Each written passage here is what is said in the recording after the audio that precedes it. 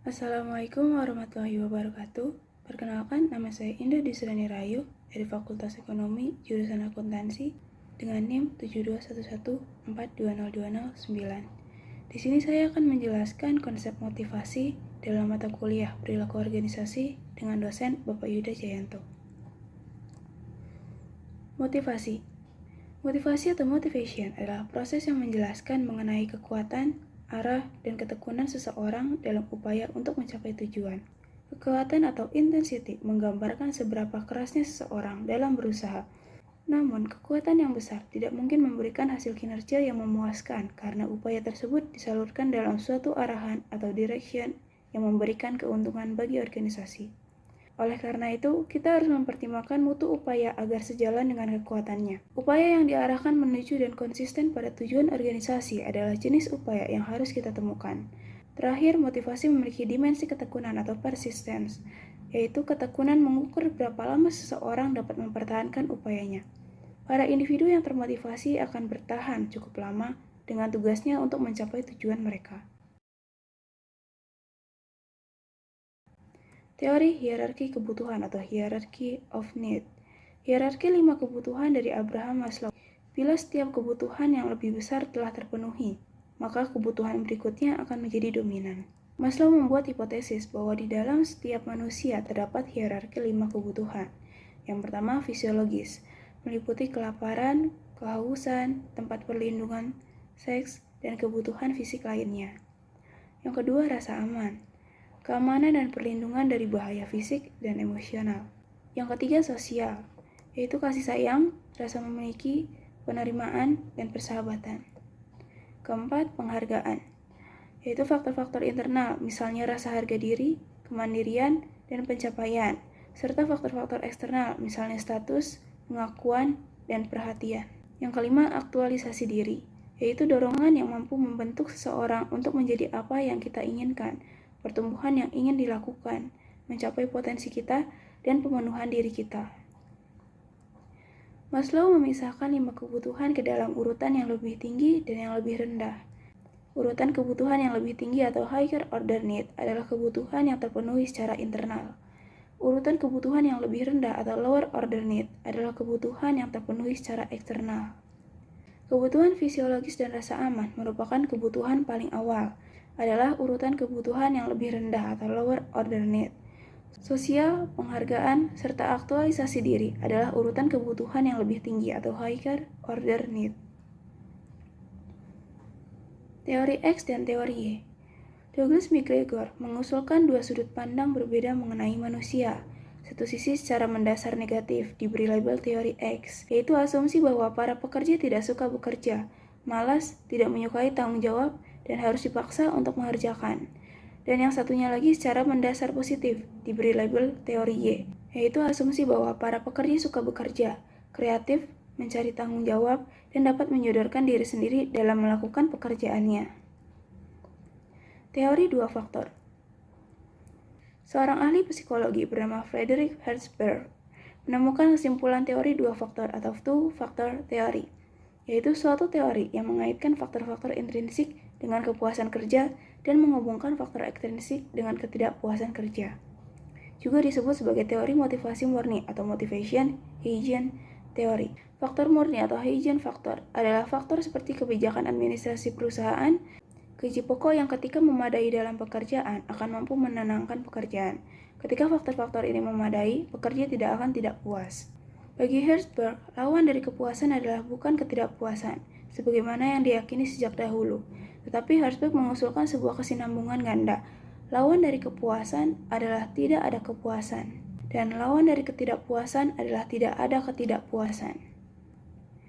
Jika kita ingin memotivasi orang atas pekerjaan mereka, Herzberg menyarankan menekankan pada faktor-faktor yang berhubungan dengan pekerjaan itu sendiri, seperti kesempatan kenaikan pangkat, peluang pertumbuhan pribadi, pengakuan, tanggung jawab, dan pencapaian, sehingga muncul kepuasan.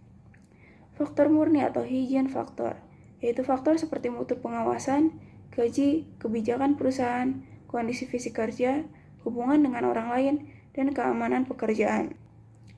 Kritik dalam teori dua faktor. Yang pertama, metodologi Herzberg. terbatas karena bergantung pada laporan pribadi. Kedua, keandalan metodologi Herzberg dipertanyakan. Ketiga, tidak keseluruhan ukuran kepuasan dimanfaatkan. Keempat, Herzberg berpendapat bahwa terdapat hubungan antara kepuasan dan produktivitas, tetapi dia hanya melihat pada kepuasan. Teori kebutuhan McQuillan adalah suatu teori yang menyatakan bahwa pencapaian, kekuasaan, dan afiliasi adalah 3 kebutuhan yang penting dan dapat membantu dalam menjelaskan motivasi.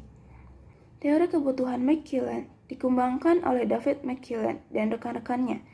Dia melihat pada 3 kebutuhan. Pertama, kebutuhan akan pencapaian atau need of achievement adalah dorongan untuk berprestasi, untuk pencapaian yang berhubungan dengan serangkaian standar, dan berusaha untuk berhasil. Kedua, kebutuhan akan kekuasaan atau need for power adalah kebutuhan untuk membuat orang lain berperilaku dalam cara yang tidak akan dilakukan tanpa dirinya. Yang ketiga, kebutuhan akan afiliasi atau need for affiliation adalah keinginan untuk berhubungan dengan penuh persahabatan dan interpersonal yang dekat. Teori penentuan nasib sendiri atau self-determination theory, yaitu teori yang berpendapat bahwa orang-orang lebih suka jika merasakan memiliki kontrol atas tindakan mereka, sehingga segala hal yang menjadi tugas yang sebelumnya dinikmati berubah menjadi sebuah kewajiban daripada aktivitas yang dipilih dengan bebas akan meruntuhkan motivasi. Banyak riset mengenai teori menentukan nasib sendiri dalam perilaku kognitif telah memfokuskan pada teori evaluasi kognitif atau cognitive evaluation theory. Teori evaluasi kognitif atau cognitive evaluation theory adalah suatu versi dari teori penentuan nasib sendiri yang berpegang teguh pada pengalokasikan imbalan secara ekstrinsik atas perilaku yang sebelumnya telah memperoleh imbalan secara intrinsik yang cenderung pada penurunan keseluruhan tingkat motivasi jika imbalan terlihat sebagai pengendalian. Hasil perkembangan baru-baru ini mengenai teori penentuan nasib sendiri adalah kesesuaian diri atau self-concordance, di mana mempertimbangkan seberapa kuat alasan dari orang-orang dalam mengejar tujuan mereka, konsisten dengan minat mereka dan nilai inti. Keterlibatan pada pekerjaan.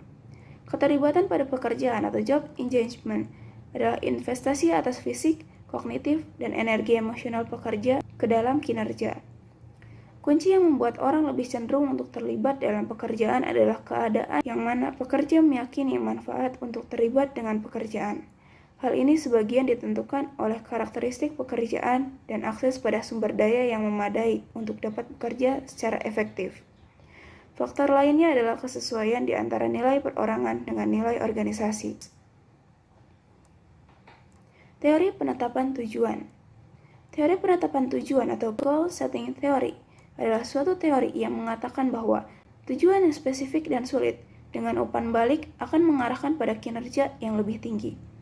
Pada akhir tahun 1960-an, Edwin Locke mengusulkan bahwa niat untuk belum pengaruh pada tujuan adalah sumber utama dari motivasi kerja, yaitu tujuan memberitahukan kepada pekerja apa yang harus dilakukan dan seberapa banyak usaha yang diperlukan.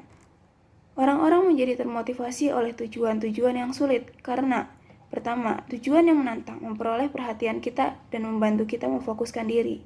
Kedua, tugas yang sulit akan membangkitkan energi kita karena kita harus bekerja dengan lebih keras untuk mencapainya.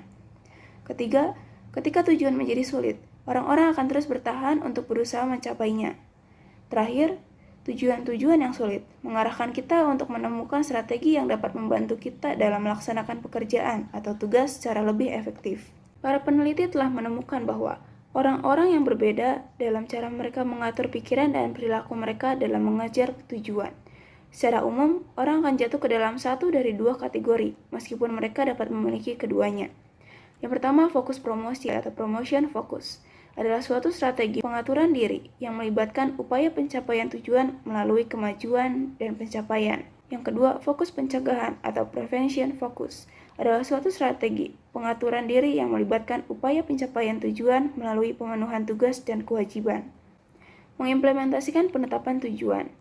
Manajemen berdasarkan tujuan atau Management by Objective MBO, suatu program yang meliputi tujuan secara spesifik ditetapkan secara partisipatif dalam suatu periode waktu yang eksklusif dengan umpan balik atas perkembangan tujuan. Hasilnya adalah suatu hierarki yang menghubungkan tujuan pada satu level ke level yang lainnya. 4 bahan yang umum bagi program MBO. Yang pertama, kekhususan tujuan. Kedua, partisipasi dalam pengambilan keputusan. Ketiga, selama periode waktu yang eksplisit. Keempat, umpan balik atas kinerja. Diagram aliran dan tujuan. Tujuan keseluruhan organisasi diterjemahkan ke dalam tujuan yang spesifik bagi tiap-tiap level atau divisi, departemen, individu. Namun karena para manajer unit yang lebih rendah bersama-sama berpartisipasi dalam penetapan tujuan mereka sendiri, MBO dapat bekerja dari bawah ke atas, sama halnya dengan dari atas ke bawah. Untuk pekerja individu, MBO memberikan tujuan kinerja pribadi secara spesifik. 4 bahan yang umum bagi program MBO, yaitu kekhususan tujuan, partisipasi dalam pengambilan keputusan, meliputi penetapan tujuan atau sasaran, kemudian selama periode waktu yang eksplisit, dan umpan balik atas kinerja. Teori efikasi diri atau self-efficacy theory adalah suatu keyakinan individu bahwa dia mampu untuk melaksanakan tugas. Para peneliti yang mengembangkan teori efikasi diri, yaitu Albert Bandura, mengusulkan 4 cara efikasi diri yang dapat ditingkatkan.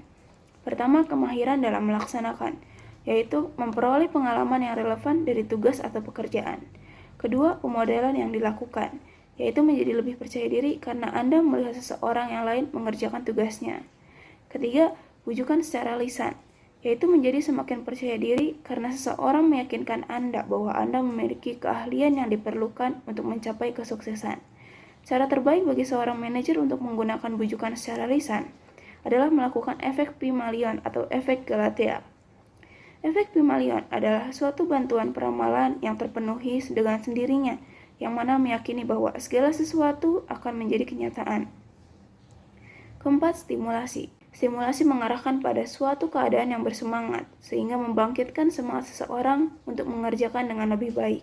Teori penguatan. Teori penguatan penetapan tujuan atau reinforcement theory merupakan pendekatan kognitif yang mengusulkan bahwa tujuan dari individu akan mengarahkan tindakannya. Teori penguatan mengabaikan keadaan dari dalam individu dan hanya memusatkan perhatian semata pada apa yang terjadi ketika dia melakukan beberapa tindakan.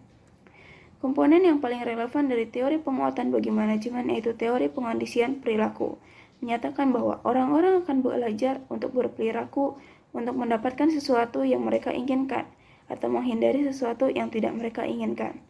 Konsep pengondisian perilaku merupakan bagian dari konsep Skinner yang lebih luas mengenai behaviorisme, yang mana menyatakan bahwa perilaku akan mengikuti stimulus dalam suatu hal yang secara relatif tidak terpikirkan. Bentuk behaviorisme yang radikal menurut Skinner akan menolak perasaan, pemikiran, dan pernyataan pikiran lainnya yang menyebabkan perilaku. Model keadilan organisasional. Keadilan distributif adalah keadilan pada hasil yang diterima. Contohnya, saya menerima kenaikan gaji yang layak saya terima. Kedua, keadaan prosedural, yaitu merasakan keadilan dari proses yang digunakan untuk menentukan hasil. Contohnya, saya memiliki input yang dimasukkan ke dalam proses yang digunakan untuk memberikan kenaikan dan diberikan suatu penjelasan yang baik mengapa saya menerima kebaikan atas apa yang telah saya lakukan. Keadaan interaksional, yaitu derajat penerimaan yang salah satunya diperlukan dengan rasa hormat dan martabat. Contohnya ketika memberitahukan kepada saya mengenai prestasi saya, supervisor saya sangat baik dan memberi pujian. Keadilan organisasi, yaitu persepsi keseluruhan mengenai apa yang adil di tempat kerja. Contohnya saya berpendapat bahwa ini merupakan tempat yang adil untuk bekerja. Teori ekspektansi atau ekspektansi teori adalah teori yang menyatakan bahwa kekuatan kecenderungan kita untuk bertindak dengan cara tertentu bergantung pada kekuatan ekspektasi terhadap hasil dari tindakan itu dan ketertarikan individu kepada hasil tersebut. Teori ini memusatkan perhatian pada 3 hubungan. Pertama, hubungan upaya kinerja, yaitu probabilitas dirasakan oleh individu yang mengerahkan sejumlah upaya yang diberikan akan mengarahkan pada kinerja. Kedua, hubungan kinerja imbalan, yaitu keadaan yang mana individu meyakini unsur melaksanakan pada suatu tingkat tertentu akan mengarahkan pada pencapaian yang diinginkan. Ketiga, hubungan imbalan tujuan pribadi, yaitu keadaan yang mana imbalan organisasi akan memuaskan tujuan pribadi individu atau kebutuhan dan ketertarikan imbalan yang potensial tersebut bagi individu. Mengintegrasikan teori-teori motivasi kontemporer. Dasar fondasinya adalah model ekspektansi. Peluang atau opportunity dapat membantu atau menyembunyikan upaya individu atau individual effort. Upaya individu pada kotak sebelah kiri juga memiliki anak panah lainnya yang mengarah ke dalamnya, berasal dari tujuan seseorang atau personal goals. Konsisten dengan teori penetapan tujuan, lengkung tujuan upaya diartikan bahwa tujuan mengarahkan perilaku. Teori ekspektansi memprediksikan para pekerja akan mengerahkan segenap usaha keras jika mereka menganggap ada hubungan yang kuat antara upaya dengan kinerja dengan imbalan, dan imbalan dengan terpenuhinya tujuan pribadi. Masing-masing dari hubungan ini pada gilirannya dipengaruhi oleh faktor-faktor lainnya. Atas upaya untuk mengarahkan kepada kinerja yang baik, maka individu harus memiliki kemampuan untuk melaksanakan dan memandang sistem penilaian kinerja tersebut adil dan objektif. Model pertimbangan pencapaian motivasi, desain pekerjaan atau job design, penguatan atau reinforcement, dan teori keadilan atau keadilan organisasi, equity comparison or organizational justice. Individu yang berprestasi tinggi tidak dimotivasi oleh penilaian kinerja organisasi atau imbalan organisasi, sehingga terjadi lompatan ke tujuan pribadi dengan NACH yang tinggi.